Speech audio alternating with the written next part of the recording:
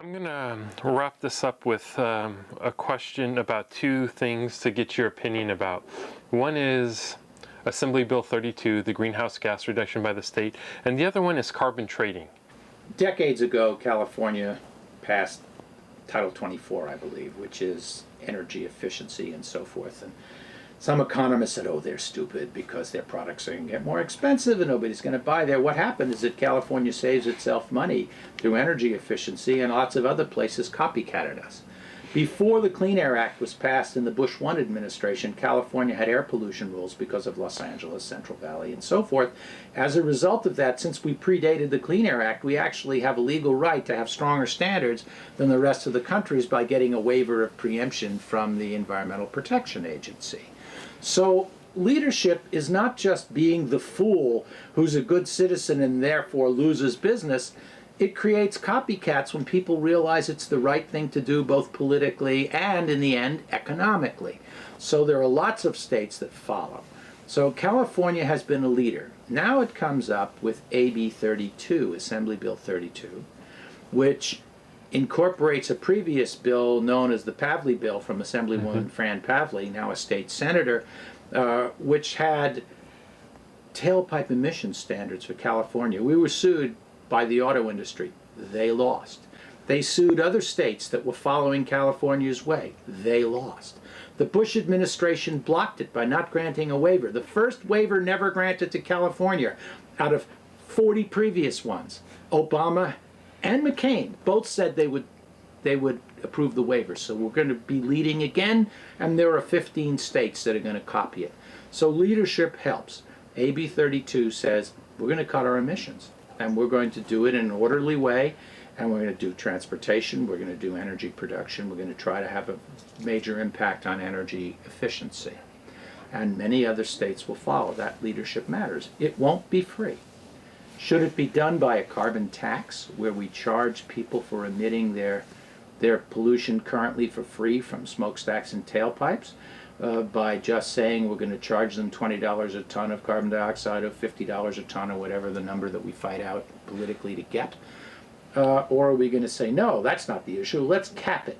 Let's not emit more than the current amount 15 years from now, a decrease of 20% 25 years from now, so that we don't triple CO2. And that's how AB 32 sees it, that we're going to go up for a little bit for a decade or so, then we're going to start leveling, then we're going to come down quickly as we invent our way out of the problem.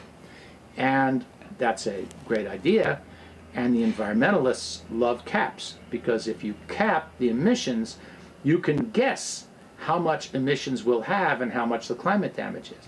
But if you cap emissions, and nobody knows exactly how we're going to do it, how much through tailpipe emissions control, how much through electricity, what's going to be the cost of solar machines as we gain experience. Right now they're much more expensive than conventional energy, but they're coming down very quickly.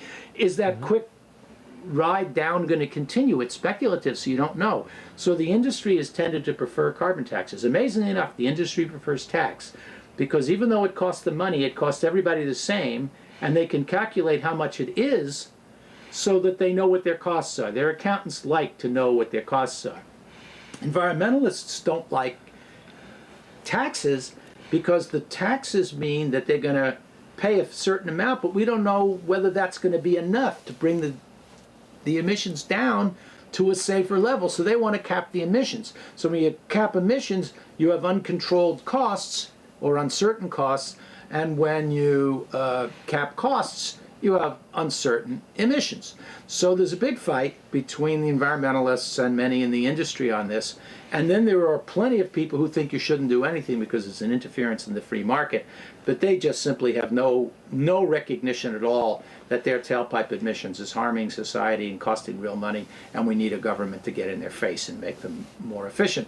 So we're going to probably be arguing cap and trade versus carbon taxes for the next decade, with different sides taking different positions. But if we don't get what economists call a shadow price on carbon, meaning that there has to be some dollarized value on what it costs to pollute, how are we ever going to send the price signals to encourage venture capital to invest in solar and wind and safer nuclear and better transmission lines and electric cars. These things don't invent themselves.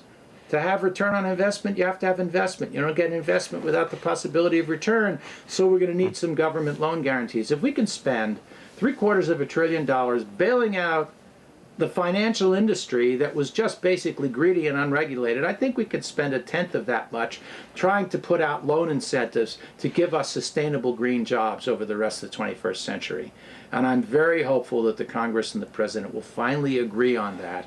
And unlike the Roosevelt New Deal, which was other kinds of new jobs, let's do a Green New Deal where we can solve more than one problem at once. We can help solve the economic problem, the climate problem, and the security problem of trying to defend the lines of supply of imported petroleum.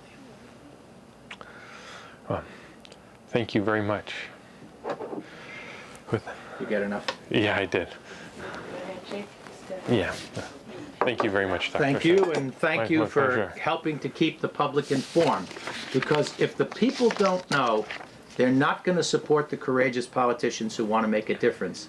So getting them to understand the issues and not listen to this stupid debate that you often get, where you get somebody from the deep ecology group, right, saying the end of the world, somebody from the coal industry saying it's CO2 is a fertilizer, it's good for you, forgetting that it also makes the oceans acidic and makes the weeds grow faster, and then you end up with this dumbed down end of the world and good for you, the two lowest probability outcomes, and you forget that we have a lot of serious things in between. We've got to have an informed public or they won't send the right signals to the political world.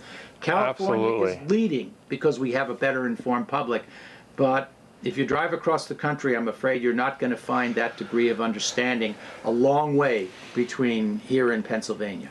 Well, you know, one of the things that I found interesting was one evening my mom called me and she says, "Can you tell me about clean coal?" I said, "It's a great marketing campaign, and that's all it is." At the moment, clean coal with regard to climate change is an oxymoron. Yeah. It's impossible, not in principle, but in practice, until you take the CO2 out of the coal and then put it somewhere underground, or maybe even better, into a biomass factory made up of algae and make it grow faster and then use the algae to make diesel. There are ways we can use our brain and our inventive genius.